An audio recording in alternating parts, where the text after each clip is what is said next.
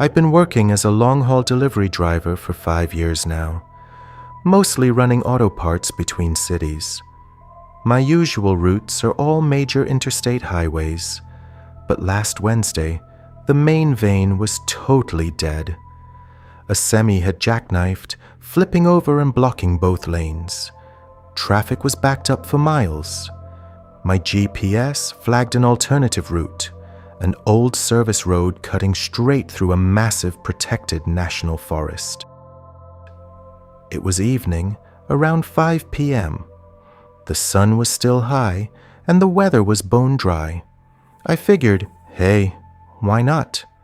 40 extra minutes in the woods beats sitting dead in a 3-hour jam any day. The road was narrow, but the asphalt was surprisingly smooth. Just endless rows of towering pine trees on both sides. I cracked the window, put on some tunes, and actually enjoyed the smell of the pine needles.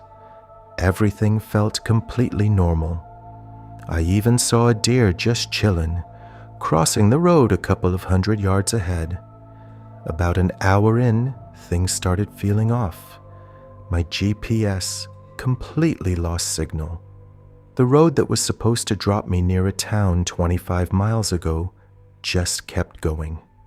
The sun started hitting the horizon, and the tree shadows began stretching out, looking unnaturally long and twisted. That's when I noticed the first weird thing. Standing on the shoulder was a bicycle. Just a regular kid's bike, bright red. It was parked perfectly upright, like someone had just placed it there. There wasn't a soul in sight, just dense, silent woods for dozens of miles in every direction. 5 minutes later, I saw another one, an identical red bike, same exact distance from the pavement. I started punching the gas. The radio began to cut out, dissolving into static. Through the white noise, I started hearing this sound. Like kids laughing? No, it was wrong. It sounded like a recording of laughter being played in reverse. I killed the radio, but the sound didn't stop. It was coming from outside. Then I saw him. Up ahead, on the shoulder, framed in my headlights. A man. He was wearing a high-visibility, reflective construction vest and holding a stop sign. I slammed on the brakes. As the truck ground to a halt, I got a better look.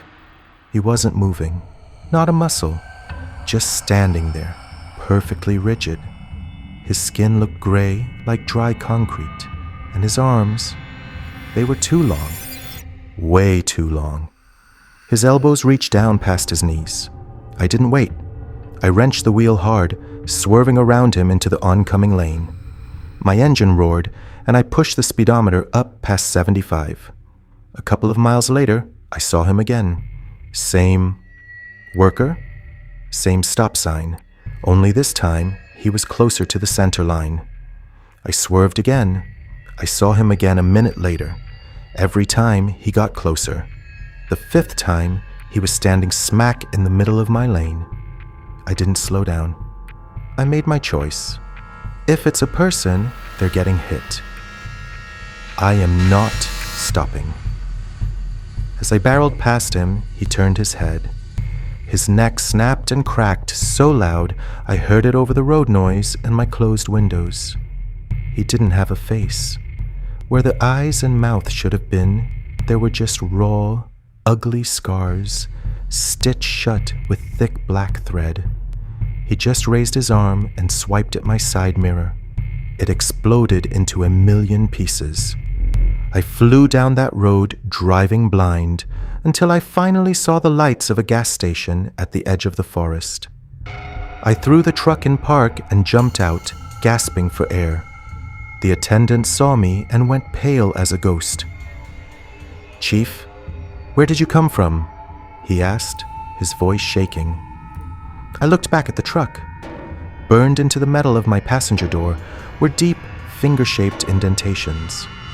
5 long, narrow gouges that had melted the paint right down to the bare steel, and sitting right on the roof of the cab was a small, gray, bone-white figurine, a perfect replica of my truck. I never take a detour off the interstate anymore. Never. Because sometimes, when I check my rear view on a dark, empty road, I can see a tiny red dot far in the distance, like someone is following me on a little kid's bicycle.